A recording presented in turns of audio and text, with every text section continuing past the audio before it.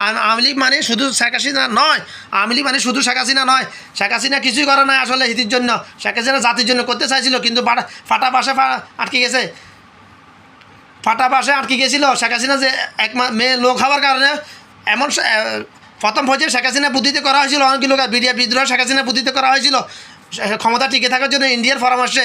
এরপর অনেকগুলো, এরপর যত কাজ হয়েছে সবগুলা শেখ হাসিনার আশপাশে আমলাকে আমরা হারামখোর যারা আছে তাদের পরামর্শ করা হয়েছে। শেখ হাসিনাকে জিম্মি করে করা হয়েছিল, কারণ শেখ হাসিনা মেয়ে লোক। শেখ হাসিনা যদি প্রতিবাদ করতো, শেখ হাসিনাকে কেউ খারাপ মানে গণদর্শন করতো। এমা আমি পৃথিবী দেশের আমি যতটুকু জানি তোমরা জানো না। শেখ হাসিনা মেয়ে লোক, এই জন্য শেখ হাসিনা বাধ্য হয়েছে সাপোর্ট করতে, চুপ থাকতে।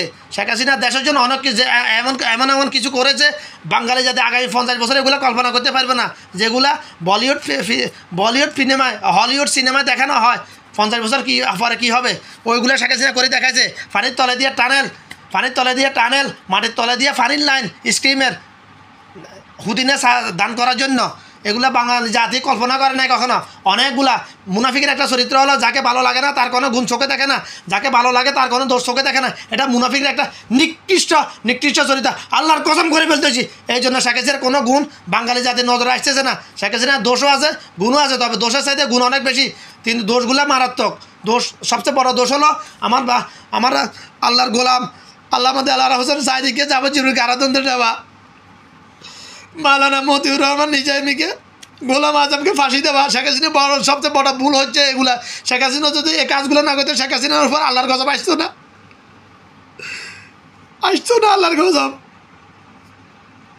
এই জন্য ইসলামের নারী নেতৃত্ব হারাম, কারণ আল্লাহ মেয়ে জাতিকে দিছে আবেগ দিছে বেশি, বিবেক দিছে কম। কেন? এটার কারণ আছে। আল্লাহ মেয়ে জাতিকে আবেগ বেশি দেওয়ার কারণ হলো, মেয়ে জাতিকে যদি আবেগ বেশি না দিত, বিবেক যদি বেশি দিত পুরুষের মতো, তাহলে পৃথিবীর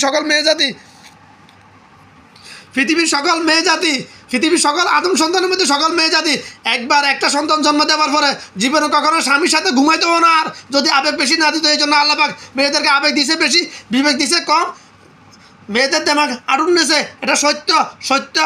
এই জন্য ইসলামের নারী নেতৃত্ব নিষেধ, হারাম।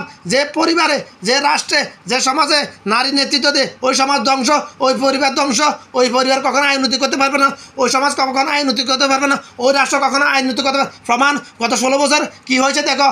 গত 30 বছর ধরে বাংলাদেশের প্রধানমন্ত্রী মেয়ে লোক। এই জন্য দেশের অবনতি। বাংলাদেশ উন্নয়নশীল দেশ ছিল, এখন অনুন্নত দেশে পরিণত হয়েছে। কিন্তু বাংলাদেশ যদি পুরুষ শাসন করতো গত 40 বছর ধরে, তাহলে বাংলাদেশ উন্নত দেশে পরিণত হতো।